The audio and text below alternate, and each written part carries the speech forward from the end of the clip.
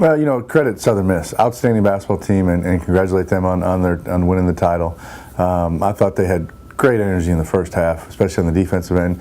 Caused us some problems, but very proud of our guys on how they righted the ship, so to speak, in the second half, put ourselves in a position where we get a stop and a score, and we could maybe change the outcome of that game. So pleased with how we adapted. I thought we played a very good half, especially on the offensive end, and really on the defensive end too, except at the very, very end where they stepped up and hit some big threes. And when they shoot the ball like that, very, very tough team to beat. And but it bodes well for us. I thought that a game like that, even though we lost, I thought our guys could gain confidence because of how we played in that second half and how we handled the pressure and maybe passed the ball against the zone as well as we have all year. We ended up with 15 assists, 14 turnovers. Jonathan Stark had some really nice passes, right into the heart of their defense. And as you mentioned, it was senior night. And Max and Tomas and Kevin, as I told them the night before when we kind of, have our moment with the seniors, the team does, and tell them what we think about them and how much they mean to us. Very hard to imagine that there'd be three guys that define the term student athlete more than those three.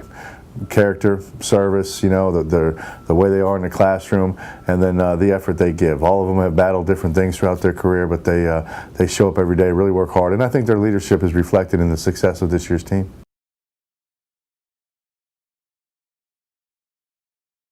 I think it's such a balanced league that it's going to be interesting to see how this plays out. And matchups are such a big part of college basketball. Obviously you're always happy when you're not on the host side of the bracket, and playing potentially in front of the home crowd. But because they're all neutral site games, I think this is what home crowds are important in college basketball, and the neutral site games is what makes the tournament and March Madness and college basketball this time of year so special. And so a chance to go out there and face all these teams on a neutral site, I think our team is ready and excited for that challenge.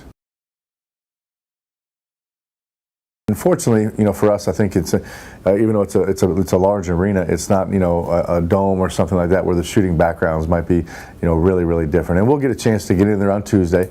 We'll fly out Tuesday morning and go right to a 1-hour practice that they allot for the tournament teams right there at the Don Haskins Center. And so we'll get our chance to get used to the rims and get used to the surroundings, and then have to come out on Wednesday. We'll have to wait and see who.